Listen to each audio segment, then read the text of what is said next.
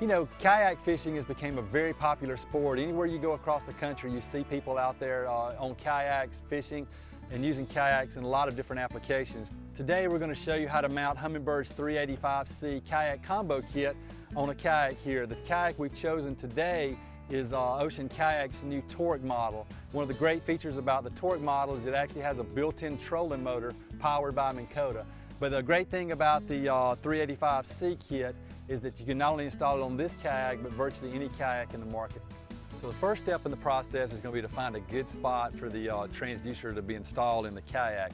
On the Ocean Kayak Torque model, we've decided the best place to install it is here under the hatch in an area just forward of the battery compartment down here.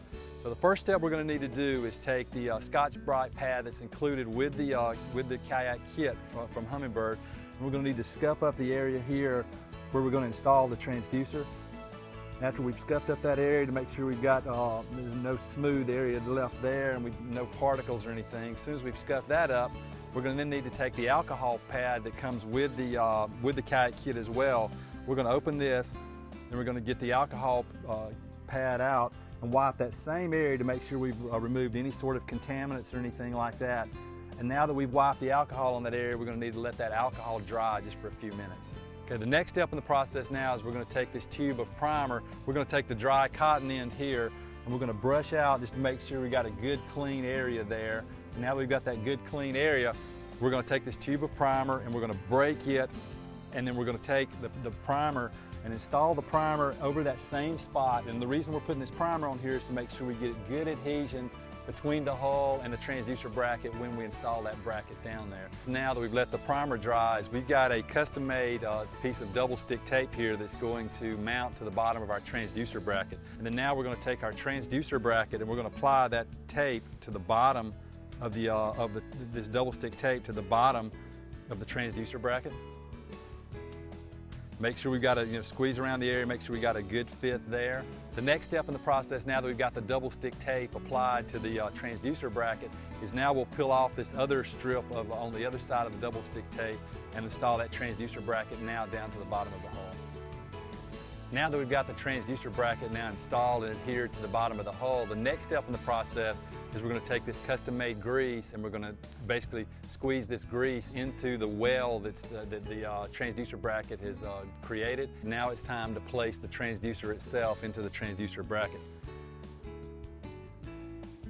What you want to do is you want to take this transducer and press it completely through the grease, and so you get make sure you spread the grease out evenly under the transducer with good firm pressure. And now you've got that transducer in, now it's ready to go. Now what you're going to do is take this little Velcro strap and place it over the top of the transducer through some slots in the transducer bracket to make sure we hold that transducer securely. So now what we'll do is we'll take the power cable that's included with the kit as well. I've put some spade terminals on here, and then now we'll hook these spade terminals up to the 12-volt gel cell battery to provide power to the fish finder.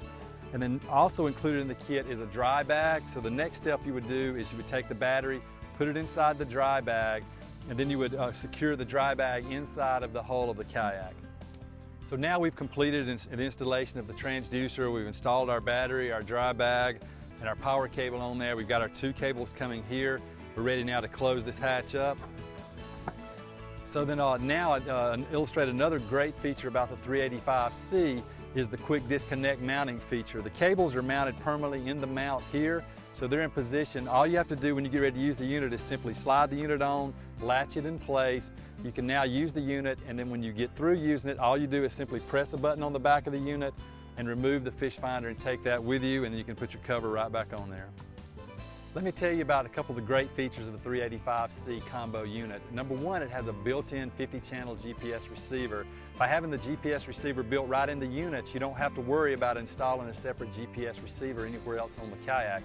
Also, it has a card slot here that allows you to place in Navionics Gold or Premium cards to get the very highest detail mapping available out there. Also has great sonar capabilities using Humminbird's new Switchfire sonar technology and dual beam technology to give you the ultimate resolution out there for sonar while you're kayak fishing.